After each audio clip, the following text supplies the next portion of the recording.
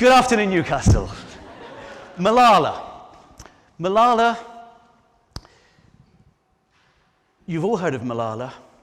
When her story is told, and when we hear of her work, a really important detail is curiously omitted. Malala, she was on her way to school, wasn't she, when she was famously shot by the Taliban. I bet most of you think the school she was going to was a government school, a public school, as people say internationally. It was not. It was a low-cost private school, a private school charging a couple of US dollars equivalent per month. It was set up by her father, and her father eventually became the president of an association of 400 low-cost private schools in the Swat Valley in Pakistan. And I first discovered this phenomenon, this extraordinary phenomenon of low-cost private schools 15 years ago when I was in Hyderabad, a city in south-central India. I was there, as Herb said, I was well known for private education. I was an expert on private education, but I was there raising funds for elite private schools, the Indian School of Business, IIIT. These were the schools that I was raising money for, and I felt dissatisfied because for whatever reason I felt my life should be about the poor. And so one day I read in my rough guide to India that the slums of the old city were behind the Charminar, this Arc de Triomphe of southern India. And so I went looking there, perhaps with a hunch about what I might find.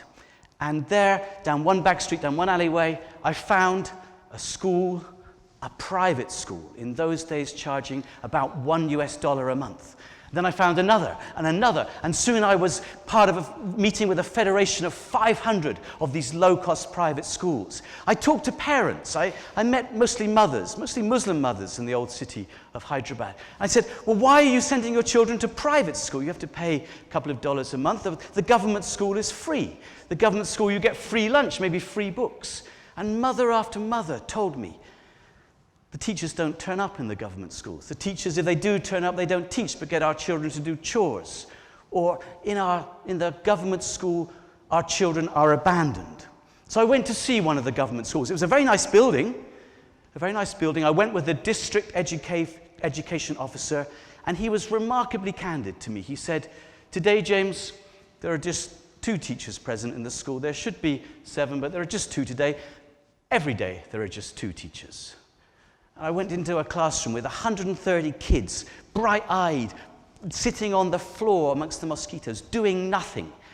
So pleased to see a stranger come and greet them, but doing nothing, and I saw what those mothers were saying about the abandonment of these children, waiting, and contrast that with what was happening in the private schools. So I went back to Washington, D.C. I was doing consultancy for the International Finance Corporation, the private arm of the World Bank. I went back to Washington, D.C., really animated. I said, look, there's something amazing going on in the slums in Hyderabad. People said, calm down, Tooley. Calm down, dear. You've seen maybe 1 or 2 businessmen ripping off the poor. I thought, businessmen ripping off the poor? I've seen people running sports days and science fairs on their weekends. How can that be the case? So I managed to get funding from the John Templeton Foundation. I was determined to see what was going on and went to places like Makoko, this shantytown built on stilts into the dark waters of the Lagos Lagoon. We went looking there, driving over the bridge here, looking down, asked my guide. He said, it's too dangerous to go there. You can't go there. So the next day, I took my colleague down there, and we went down there.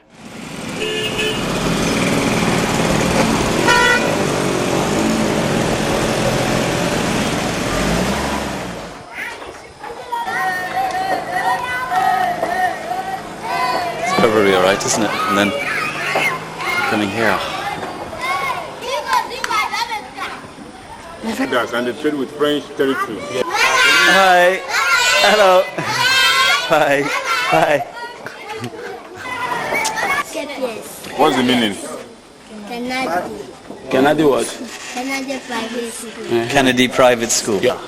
Just the school. So going into that shanty town on canoes, finding children, asking that little girl Sandra, where does she go to school? KPS, she says. What does KPS mean? Kennedy. Kennedy what? Kennedy Private School. And there it was, not Kennedy like the American president, but Kennedy, a Nigerian word, one of 32 low-cost private schools in that shanty town alone.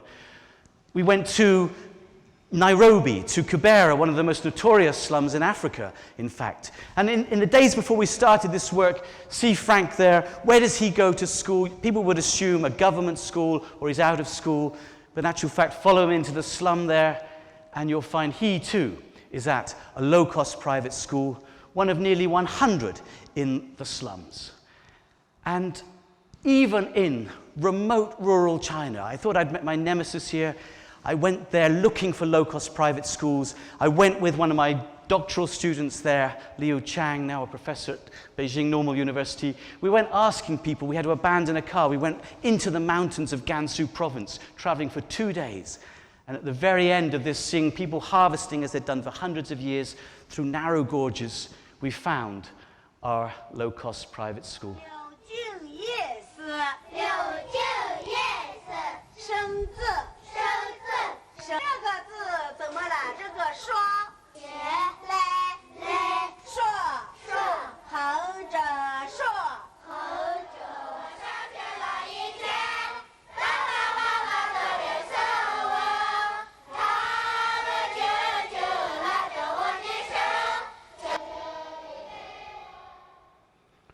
1 of 586 low-cost private schools in those remote mountains of Gansu province in China. Here's some numbers for you then. We've done surveys, household surveys, surveys of schools. How many children are in these private schools? In the urban areas, it's quite extraordinary. This is a recent household survey from Lagos State. Fully 70% of the children aged 5 to 14 are in private schools. A great success story in Lagos State, but in government schools, just 26% of children there. And a lot of these schools are unregistered, so people assume the children are out of school. No, they're in low-cost private schools, and they're learning better than in the government schools. Even in rural areas. These are figures from rural India. If you look at the bottom figure there, there's all India. 28% of rural villages in India have a private school. But they increase dramatically depending on the state, going all the way up to Haryana, Punjab, which are well over 50% of children there in private schools. And there, if you test the children, we've tested so many children, 35,000 children now in different subjects, and you find the same picture. The children, the blue, the government school marks, the yellow, the low-cost private schools. The children in the private schools do so much better than the children in the government schools. So it's all a tremendous success story, a tremendous thing to celebrate. And I've been celebrating this for the last 15 years, really, since I discovered it. It's been my life's work. I wrote a book about it, The Beautiful Tree. You can download it on your Kindle, I'm sure, in the interval. But when I wrote that book, I got the criticism.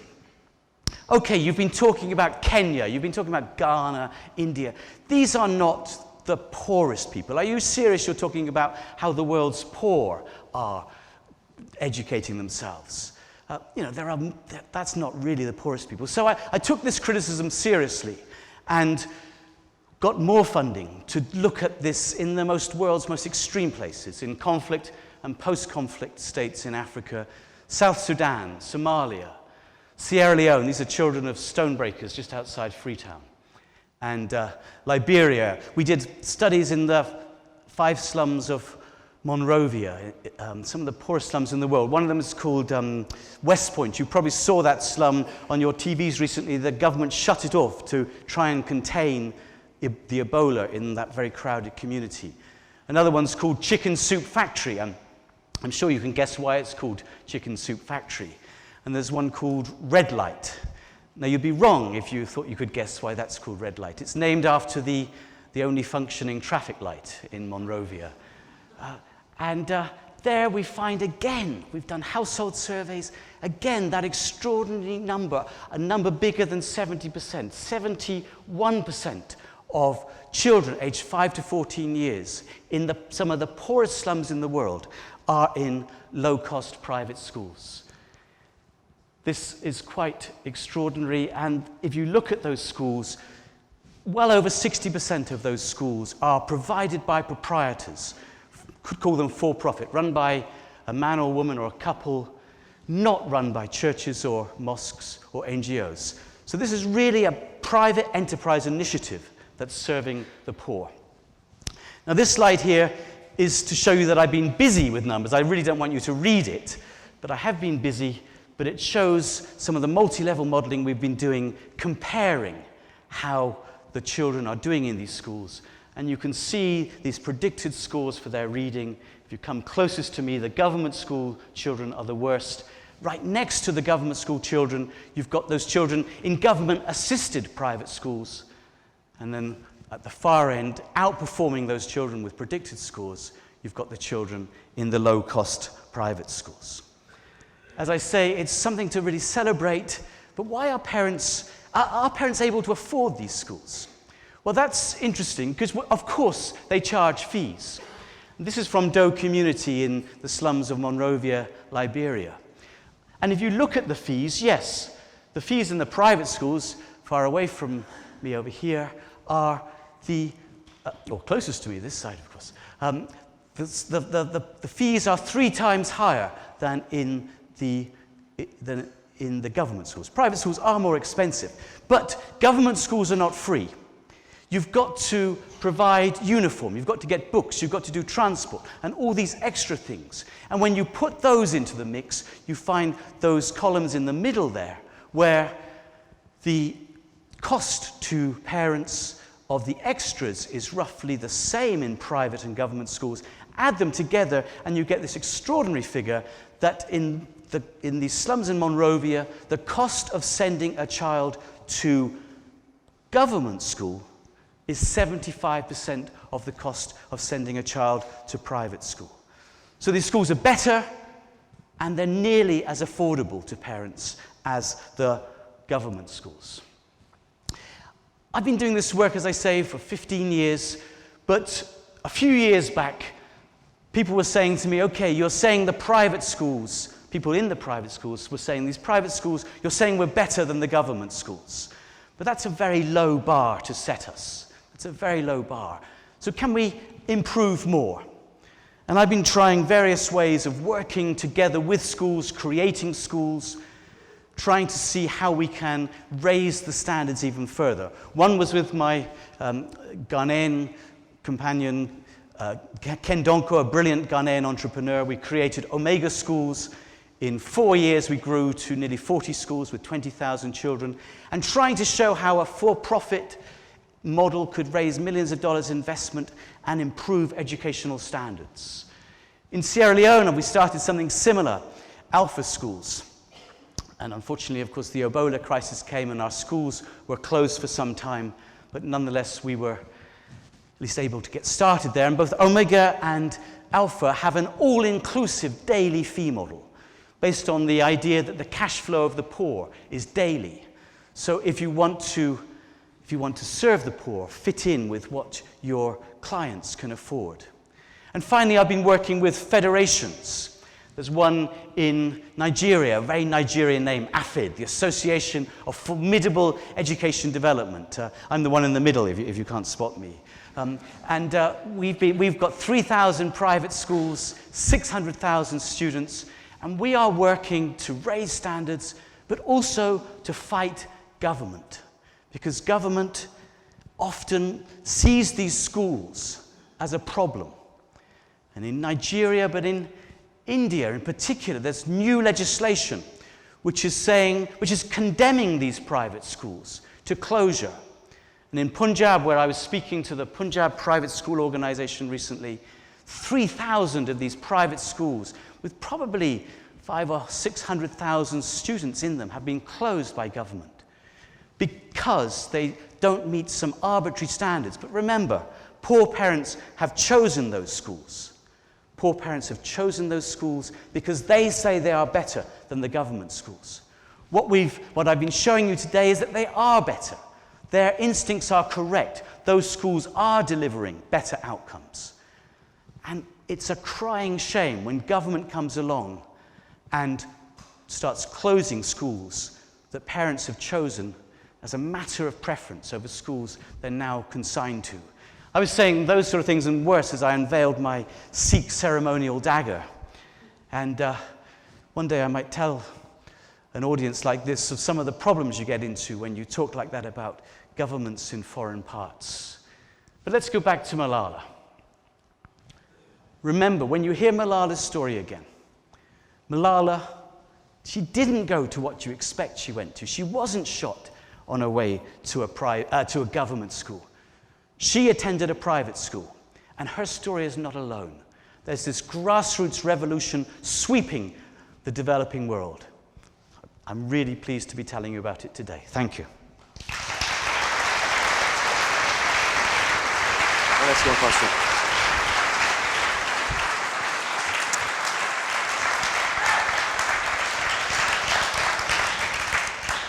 First off, thank you very much for that. That's fascinating. Just a quick and perhaps obvious question. I'm sure you get asked this a lot. Is this an argument that, in the UK and the US and, if you will, sort of modern industrialized countries, that really we should be pushing as well for private education in what's currently, I guess, the public space? I only get that asked by very awkward people like you. Because I don't want to talk about what's happening here. Okay. But I think it could be an argument for here, couldn't it? It depends. What's happening in those countries I've described, the government system is failing. The poor are not willing to acquiesce in the mediocrity of government education. And that's why these grassroots initiatives of all these private schools develop. Now, is it the same here? Are government schools so bad that the poor in society want to exit? I don't know. Okay. Fun enough, I am having discussions with some people about whether we can create something similar here. But it's one of those things I'm not sure it will work here. I know it works in India, Ghana, Sierra Leone, Liberia, and wherever else you want to put me in Africa and Asia. That's fascinating. James, thank you so much. Thank you. Cheers. Thank you. Yeah.